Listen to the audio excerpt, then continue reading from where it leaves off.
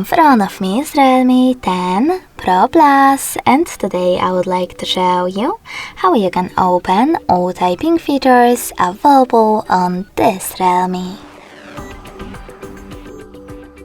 You need to begin by accessing Settings. In them, scroll all the way down and tap on Additional Settings. Now click on Keyboard and Input Method. Select Manage Keyboards and tap on Revert. Finally, click on Text Correction, and as you can see, all typing features are over here.